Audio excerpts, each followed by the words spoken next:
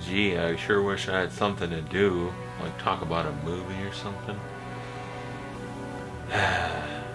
Guess I'll just sit here for like 8 hours.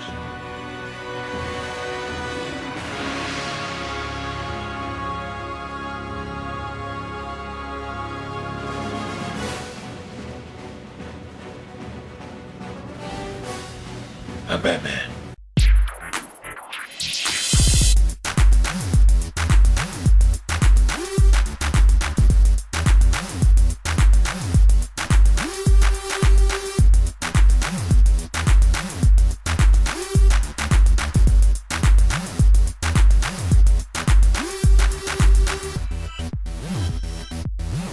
Hey there guys, how's it going? Time to talk about Batman Returns, the second Tim Burton movie. And what do you think of that little intro? I kinda did what I could. I tried to pay homage to the epic moment where Michael Keaton sits there just waiting for someone to tell him to do his job, and he rises to the call, real badass like. I wanted to do that, and I don't have all these reflective mirrors to put the bat signal in my room, so I did what I could. Anyway, yeah, here we are, Batman Returns.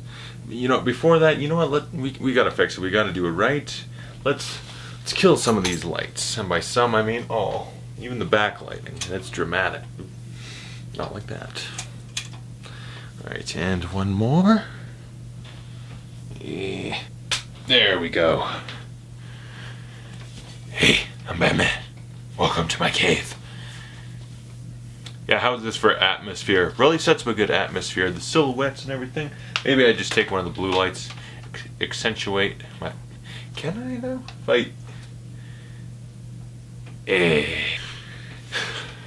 So anyway, yeah, Batman Returns, directed by Tim Burton, starring Michael Keaton, Michelle Pfeiffer, Danny DeVito, Christopher Walken. Hey there, Mr. Wayne, what you doing this side of town? Say, look at that window. Sploosh, you hit the ground. Whoa, that's not good.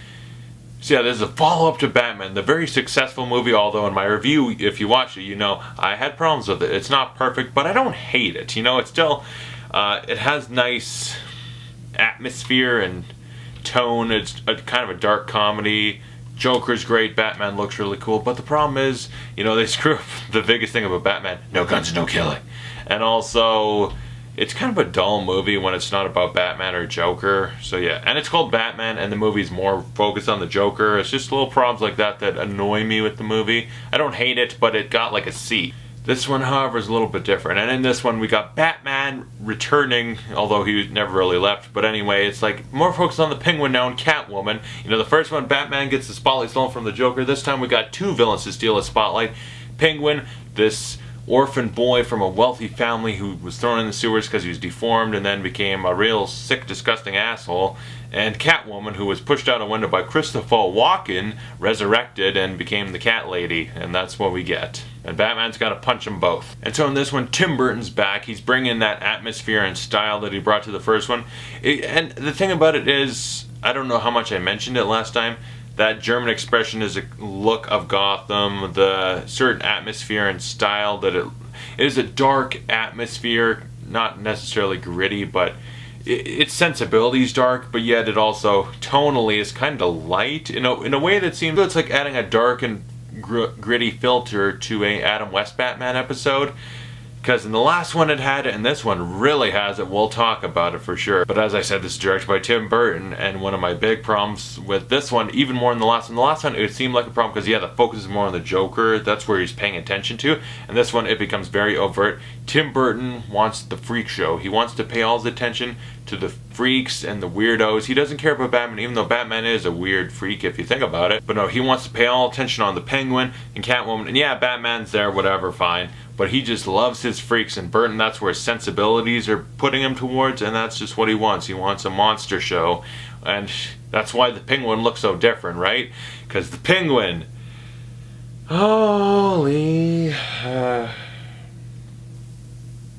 don't even want to talk about it, I just want to stop now. Yeah, the Penguin in this, boy, you want to talk about fucking up a character, they sure did in this one. Danny DeVito might not have been the worst choice to play Penguin, actually. But with the writing, it just did not help him. His performance, in my opinion, is god-awful. And it's not like Danny DeVito is not a good actor. He can be a really good actor. The script they gave him, and he pretty much goes for it, it's a bad script. This character, he's disgusting. What is the Penguin?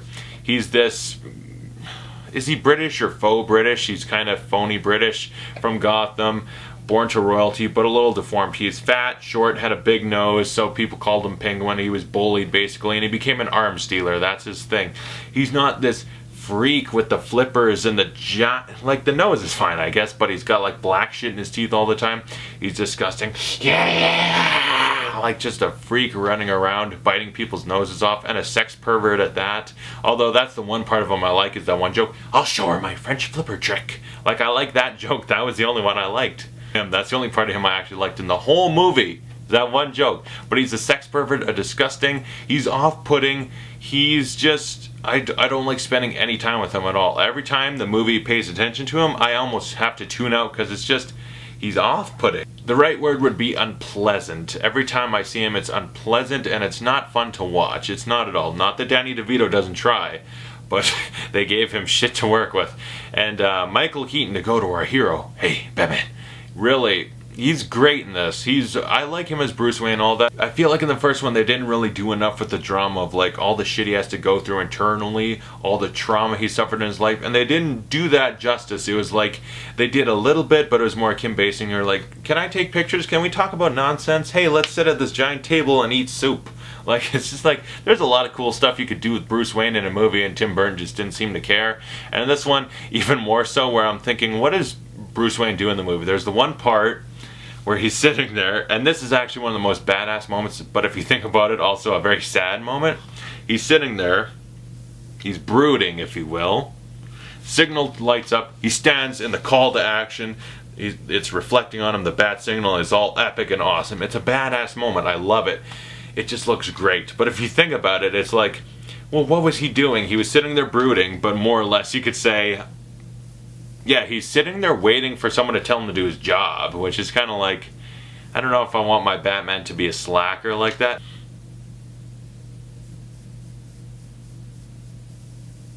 Like, that's all he's doing, he's just waiting. Like, if nothing bad happened that night, they wouldn't have lit the signal, and eventually he'd just get bored. He'd be like, well, I guess I'll go to bed now. Yeah. Okay, good night, Alfred.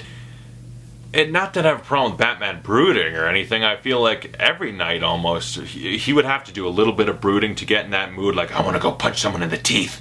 Because he'd have to think about the parents' death, reflect on it, give him that drive, that fire he needs to fight crime.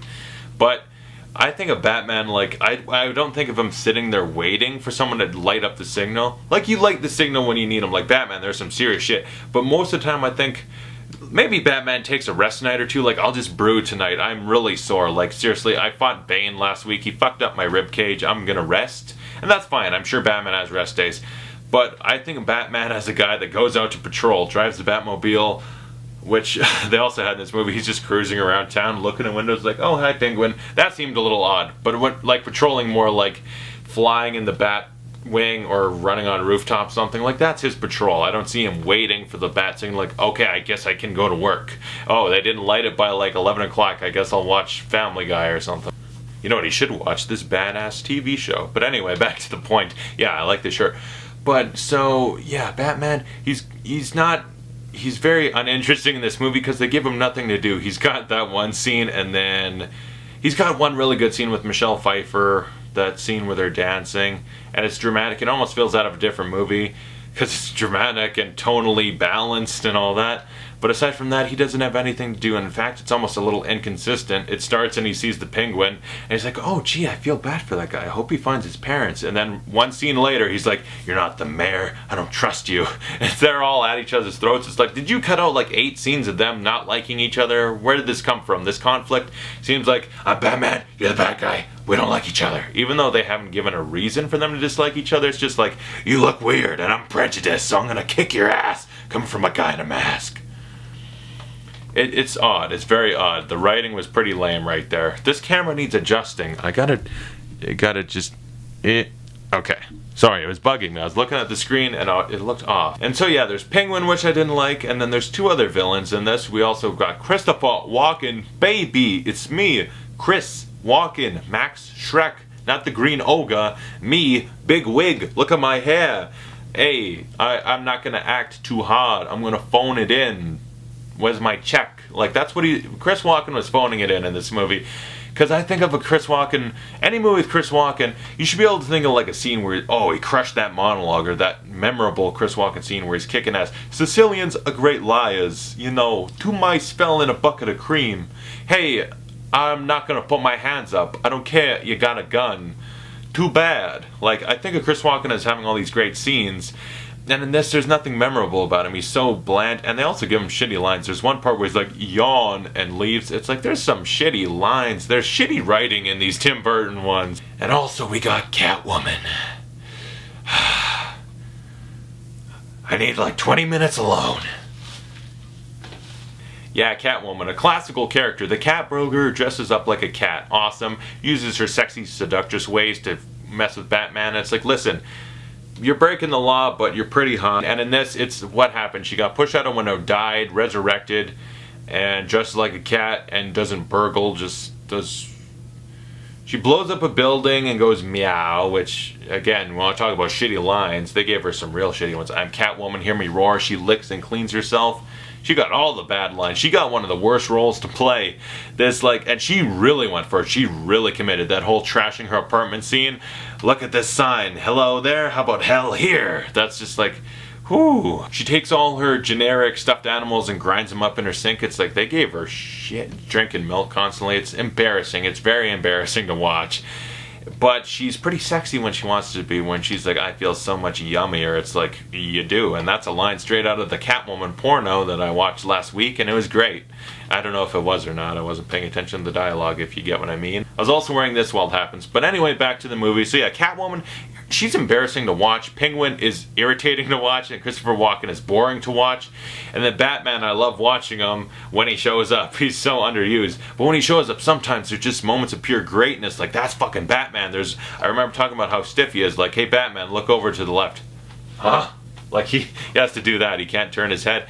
But in this one, still kind of that stiff, but there's one scene where he's in the street fighting the Red Triangle gang, and he's kicking all sorts of ass. He's like doing all these different cool little moves, like real, like a wide shot, him just beating all sorts of criminal ass, and I was like, that's awesome. And then they also have him setting people on fire, punches a guy, puts a bomb in his pants, and gives the most evil smile I've ever seen Batman give in his life. And then blows that guy up. It's like, wow, that's not Batman. By the way, I was just thinking about this. I didn't show this last time. I have the Tim Burton Batman Batwing. It's made of solid steel, baby. I thought that was cool. Remember that thing that got taken down with one bullet? Yeah. And so yeah, he looks even better. They improved the mask and the whole suit. It looks even more badass and awesome. They give him a couple more chances to kick some criminal ass. Yeah, I know that bomb scene, it's so against everything Batman is, but I love watching it even anyway, because Michael Keaton's just like, like, there's something amazing about that where he smiles and punches him in the sewer. It's amazing for all the wrong reasons, and I still love it. But there's also parts where it's like Batman's getting his ass kicked repeatedly by Catwoman, where it's like, I'm a woman. He's like, sir. And then she's like, he's like, whoa, and like Batman looks like he doesn't know how to fight, like, oh shit. Like, when I see Batman befuddled like that, or when the Batmobile gets taken over by Penguin, who's in basically a Walmart ride of the Batmobile, and he's driving around like, yeah! It's just like, Batman's a really intelligent, smart guy who's never surprised by stuff. He would never seem like a guy who's like, what the fuck is going on? So when they do that in these movies, it makes me a little irritated, for sure. But I still love Michael Keaton. But well, back to that car scene I want to talk about. That's basically one of the big problems, is like tonal shifts in this movie. Tim Burton has a dark sensibility, dark and gritty atmosphere, but it's like counterbalanced with so much goofy humor that's executed poorly. So it's like Adam West TV show with a dark gritty filter over it. It's like, just because you make it look dark doesn't mean it is. Adam West could have been wearing the Michael Keaton outfit. It still would be silly to see him carrying a bomb doing this. Like, really, you got Penguin in a Walmart type ride controlling the Batmobile that just inexplicably they like end up with the blueprints for it, take it over, control it, because they're all geniuses, I guess. There's a lot of bullshit scenes like that. Alfred takes a CD and they're gonna remix the Penguin, so it's like waka waka waka, like you would with a vinyl or whatever, and it's with a CD. And also the one part where Keaton takes the mask and rips it off his face like it's made of a thin paper, like just like nothing, like and there we go. His mask is made of cheese, like I don't know what's going on there. It's odd.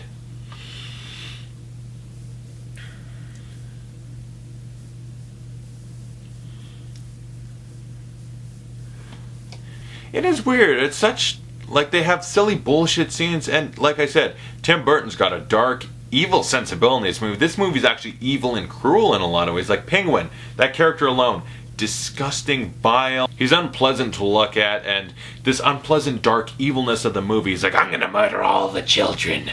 You're the hottest young person a role model could have. Like, that is counterbalanced with almost sitcom level humor at times. Like, really, there's one scene with like Selena and Chris Walken and Michael Keaton, and they're all in the office, and it could have been a badass tense scene, and it's played more like sitcom. Like I said, it's even more problematic than the first Batman, but there's still greatness in it. The score by Danny Elfman, even better than the first movie. It's great. I love listening to it. It's even more dark and gothic and atmospheric with some of the Catwoman and Penguin music. It's really good stuff. And yeah, Keaton's a badass, and when they actually give him stuff to do, he's really good. The problem is they care even less about Batman in this movie than the first one. He's getting overshadowed by two villains that are either embarrassing to watch or unpleasant to watch, and Batman shows up like, I do what I can, but fuck, this movie kind of blows. Like, really, Penguin ran for mayor in this damn movie. That's a plot from the 60s show. I could sit down and watch Batman Returns. Do I choose to very often? No. But sometimes I do, just because it's got Batman in it, but it's not nearly close to one that I choose to watch often. It's not an entertaining movie sometimes. Just really, there's a lot of segments where it's like, this ain't entertaining, it's irritating. It's kind of embarrassing. It's not, especially from a Batman movie. It's not the kind of Batman movie I want, and this movie, it's still not as bad as it can get, but it's really damn close. I would give Batman Returns a D-. Just really not an enjoyable movie. Like, there's little bits here and there of greatness. Little bits where it's like, damn, Tim Burton got it right here. Clearly the guy doesn't give a shit about comics, but he can do some entertaining scenes at times. And then other times where it's just big, long gaps of fucking fuckery. Yeah, another problem with the movie. Remember that scene where Batman and Catwoman have their little conversation where she lays on him and licks him and stuff? First off, that's really exciting. I want to see that in a internet adult video, but more to the point, and he licks the spit off like, yeah. Like, that's awesome. That's not the point. The point is, in that same scene, I believe, Batman throws acid at Catwoman. There's another Batman not acting like Batman, like, you meant my boner confused, and throws acid at her and then punches her off a roof. It's like, that's not very Batman. It's awesome, but it's not very Batman. So anyway, yeah, comment below, tell me you thought of Batman Returns. I already like my Batman review. There was people already defending it, like, I really like Batman, and I can understand that. I can respect that. Personally, not enough focus on Batman, kind of a dull movie at times, but whatever. This one, I'm more curious if people can defend this one, like, no, I love this Penguin or whatever. It's like, I don't know how, but more power to you. So comment below, tell me you thought of Batman Returns, and thanks for watching. I'll see you guys later.